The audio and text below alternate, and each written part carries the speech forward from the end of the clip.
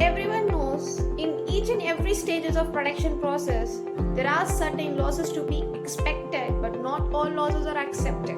Today, let us dive into one of the most critical and yet often misunderstood areas of costing. Let us unpack this concept, explore more examples, and sharpen your cost analysis skill. Let's get started. Hello, I'm Rajeshwari. Welcome to this seminar, Treatment of Normal and Abnormal Losses in Process Costing.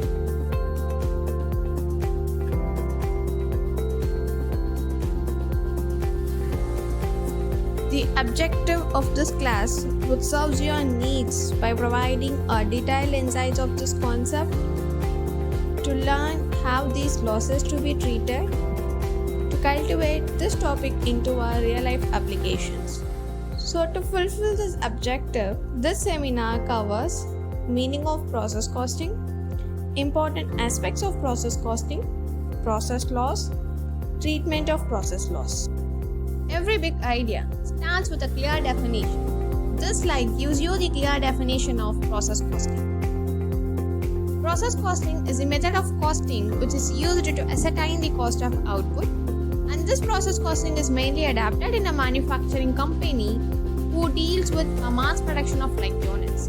And this process costing would carry a certain futures in it, like the output of one process becomes the raw material to the next process, and each process is deemed as cost center and costs are accumulated for each process. In order to calculate the average cost per unit, the total cost of process is divided with the units of output. Think of process costing as a system, and these are the key gears that keep it moving. Let us break down. This slide shows you the important aspects of process costing: process loss, inter-process profit, equivalent production, and joint and byproducts. Have you ever wondered why we don't get 100% output from 100% input? That's where process loss comes in. And here is what really it means. It is a reduction in quantity or value of material during the production process. It occurs when output is less than input due to certain factors like evaporation and so on. And this process loss can be further classified into wastage.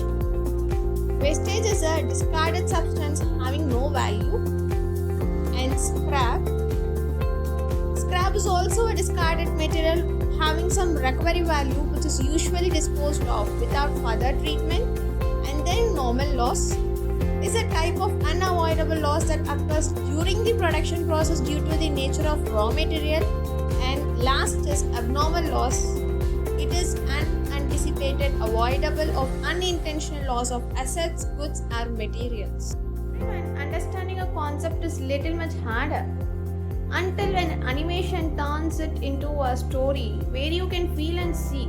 Here this concept comes into our life. I have turned this concept into easy to grasp animated story. Let us swim into it.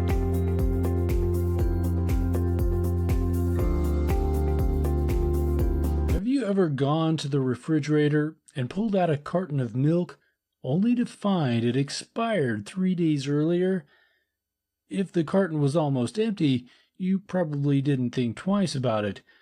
But if it was almost full, you may have experienced regret about the wasted milk.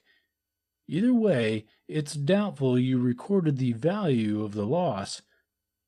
Businesses, on the other hand, do record losses because accounting for waste allows for accurate measurement of the actual cost per unit and can be used in product pricing. Accurate pricing can ensure sufficient profit margins are achieved per unit produced. Accounting for these costs also provides the management team with insight into the inefficiencies of the production process. Waste is normally grouped into 3 types: spoilage, rework, and scrap. Units of production that do not meet customer requirements are labeled as spoilage. Normal spoilage occurs when a defective product is the result of normal production processes. Abnormal spoilage occurs when a defective unit is the result of operator, machine, or material failure. The costs from normal and abnormal spoilage should be accounted for separately and are treated differently. Normal spoilage is assigned directly to the job or production run. Abnormal spoilage is written off as a loss during the period. Let's look at an example. ABC Plastics manufactures plastic bottles for use in the custom soft drink industry. They can manufacture 20,000 units per day for $10,000. Under normal operating conditions, an average of 500 units are not suitable for distribution due to normal limitations of the process. Another 500 units are damaged after production and are considered abnormal. The first step in the process is to count the items identified as spoilage. In the process described above, a total of 1,000 units are considered spoilage. Half are attributed to normal spoilage, and half are attributed to abnormal spoilage. The actual cost per good unit is 53 cents, compared to the estimated 50 cents per unit. The difference could adversely impact profits if spoilage is not accounted for in the pricing. The animation gives us a quick glimpse. Now let's explore. Before we dive in, let's pause and ask. Should normal and abnormal losses walk the same path in accounting, or do they require different treatment? If yes for the first, why is it so important to distinguish between normal and abnormal losses in process costing? Every drop of oil is lost in production isn't the same. Some losses are natural and others are costly mistake, but why treat them differently? Not all losses are bad, some are expected. So this slide shows how normal losses are treated. First step, the units of normal loss are excluded from the goods output. Second step, the cost of normal loss is absorbed by the goods unit produced. And the third step, the value of scrap is credited to the process account, and this reduces the total process cost. In short, normal loss does not get separate accounting treatment as an abnormal item. Its cost is shared by the goods units, and any scrap value reduces the process cost. And this image shows a simple 3-step follow of how normal losses process costing is treated, identified, adjusted with scrap value. This slide shows the treatment of abnormal loss. Abnormal loss is excess loss over the normally expected loss, and the treatment starts with the step where the units and the value of abnormal loss are being credited to the process account. A separate account is opened in the cost ledger, and the quantity and the amount realized from the sale of unit as scrap is being credited. At last, the balance is carried forward as an irrecoverable loss and transferred to costing and P&L account.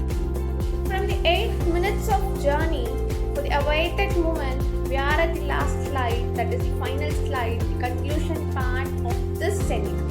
So I would like to conclude into a short and sweet sentence. To understand the differential between normal and abnormal losses is a crucial role in process costing. As we all know, normal losses are expected loss, and that is formed in the cost of production, while abnormal losses are unexpected losses, which is treated separately in the process costing. With the proper identification and proper treatment of appropriate losses in the process costing, which helps the business to make informed decisions, which also increase their efficiency and also which make them make a transparency in their costing process.